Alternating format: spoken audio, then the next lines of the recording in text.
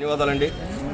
మా మోటార్ కార్మికుల సమస్యల్ని తీర్చే దిశగా మీరు మాకు ఒక వారధిలాగా ఉపయోగపడుతున్నందుకు అందరికీ పేరు పేరున ధన్యవాదాలు.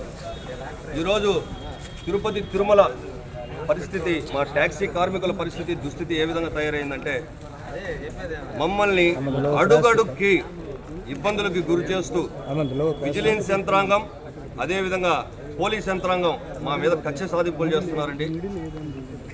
మా వాహనంలో నైటు పగులని తేడా లేకుండా 10 మంది మా వాహనంలో ఎక్కితే ఆ 10 మందిని సురక్షితంగా తీసుకెళ్ళి ఒక్క గమ్యస్థలం నుంచి ఇంకో గమ్యస్థలానికి చేర్చే బాధ్యత మొత్తం మా పైన ఉంచుకునే మమ్మల్ని చాలా చీడపురుగుల్లా చూస్తున్నారు. తిరుమలలో సులభ కార్మికులు కూడా మమ్మల్ని చిన్నపాటి వెహికల్ పక్కకు పెట్టమ్మా, లేకపోతే వాళ్ళకి రోడ్డు పైన చెత్త దోస్తున్నట్టు కొద్దిగా జరుపుకోమ్మా అంటే కూడా బండి నెంబర్ రాసుకొని నాటలోడ్ పెట్టిస్తాము అనేసి మమ్మల్ని బెదిరిస్తున్నారు.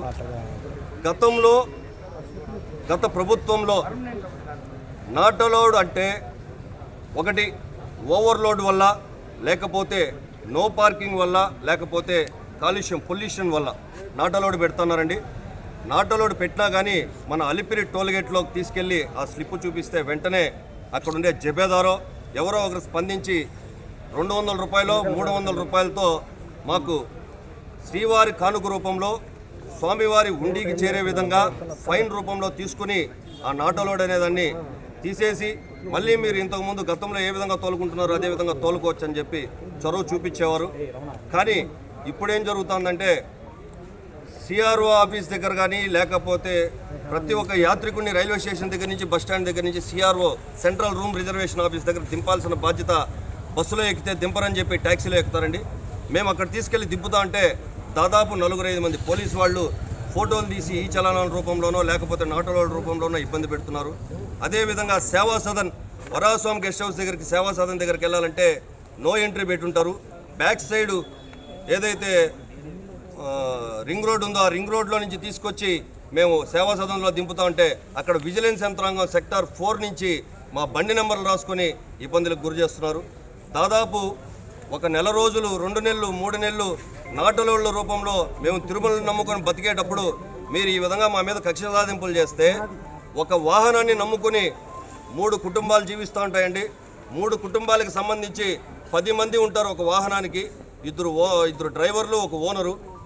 10 మంది అంటే దాదాపు 530 పైచిలుకు వాహనాలు నాటలోడ్ పెట్టారు. వార్షిక బ్రహ్మోత్సవాలను దృష్టిలో పెట్టుకొని మీరు నాటలోడ్ పెడితే అప్పటికప్పుడే శాశ్వత పరిష్కారం లాగా అప్పటికప్పుడే స్పాట్లో మీరు డెసిషన్ తీసుకొని మాకు ఫైన్ రూపంలో వేయాలని చెప్పి టీటీడీని కావచ్చు, అదేవిధంగా పోలీస్ యంత్రాంగాన్ని కావచ్చు, ప్రభుత్వాన్ని కూడా మేము అడుగుతున్నామండి.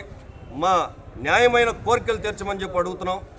ఒక డ్రైవర్ ఒక పూట డ్యూటీకి రాకపోయినా, ఒక ట్రిప్ కొండకెళ్ళి రాకపోయినా అతను పిల్లలు పస్తు పడుకుంటారనేది అందరూ యావత్ భారతదేశంలో ఉండే ఒక్క డ్రైవర్కైనా కానీ కష్టం వస్తే అందరూ డ్రైవర్లు ఏకమయ్యే విధంగా ఉంది ఈరోజు పరిస్థితి. కాబట్టి మా పట్ల కొంచెం దయ చూపించమని చెప్పి పై అధికారులను వేడుకుంటున్నామండి. మా ఎమ్మెల్యే గారు న్యాయం చేస్తారనే ఇక్కడికి వచ్చామండి. మాకు న్యాయం జరుగుతుందనే వచ్చాం. ఈరోజు శ్రీ పవన్ కళ్యాణ్ గారి బర్త్డే సందర్భంగా బర్త్డే శుభాకాంక్షలు చెప్తూ మా సమస్యల గురించి ఆయనతో మాట్లాడడానికి వచ్చామే కానీ ఇది నిరసనో ఇంకొకటో కాదండి. మా సమస్యలు ఆయన తీరుస్తాడనే ఒక నమ్మకంతోనే ఇక్కడికి వచ్చాం.